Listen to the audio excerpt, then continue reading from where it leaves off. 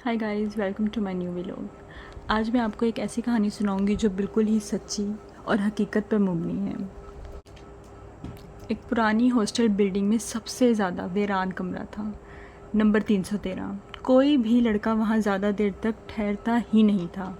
वजह यह थी कि जो भी उस कमरे में रहता रात को अजीब आवाज़ें सुनता और अगले दिन ही बीमार हो जाता। लड़कों के दिल इस कदर कमज़ोर होते कि वो किसी भी किस्म की आवाज़ को अपने खाली कमरे में ना सह पाते। एक दिन एक नया स्टूडेंट आया। उसने कहा, ये सब बकवास है, मैं इसी कमरे में रहूँगा, मैं इस तरह की बनाई गई बातों पे चीज़ों पे यकीन ही नहीं करता। पहली रात तो सब कुछ ठीक रहा, मगर जैसे ही घड़ी अगले दिन कमरा नंबर 313 में घड़ी 3:13 पे आई, कमरे के जितने बल्ब थे टिमटिमाने लग गए, दीवार पर साए हिलने लगे, अजीब सी आवाज़ें आने लग गईं। ऐसे लगती थीं जैसे कोई कह रहा हो, आजा।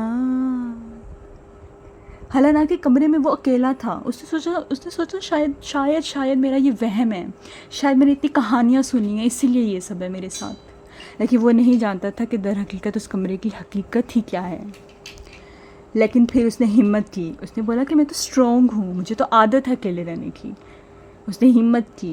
वो आहिस्ता आहिस्ता अपने बिस्तर के कोने पे गया। बिस्तर के नीचे से किसी के रेंगने की आवाज़ें आ रही थी, जैसे कोई बड़ी ही तकलीफ़ से रिगड़ रिगड़ के चल रहा हो, घसीटा जा रहा हो।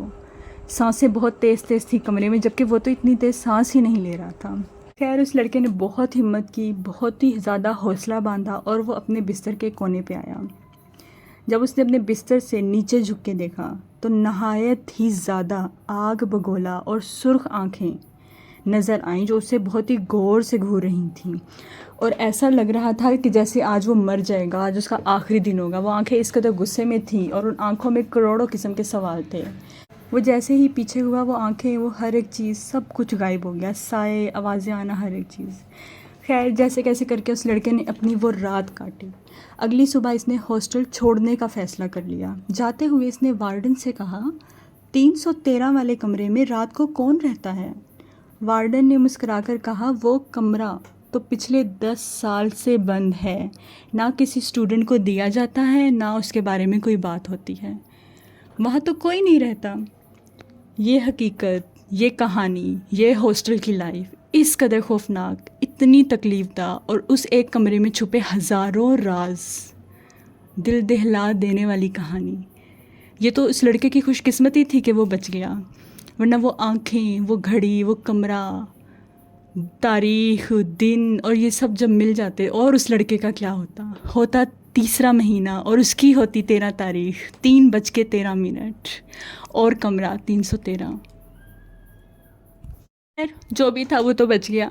चलें गाइस, अब मेरे ख्याल में आपको एक बहुत ही ज़बरदस्त मूवी देखनी चाहिए। उस मूवी का नाम है चंद्रमुखी। कंगना रनौत है और आपको वो रात को पूरे 12 बजे शुरू करनी चाहिए। क्या कमाल की मूवी है। और जो इसमें, मेरी इस स्टोरी में जो डाइन थी और उसने जिस तरह से उस लड़के को बुलाया था अपने पास, यही डायलॉग, वही डाइन, पूरे कॉन्फ्लिक्ट। अगर आप लोगों में हिम्मत है तो हाँ, रात के 3:13 पे देखें और देखें कि आया आपको भी वो आवाज़ आती है।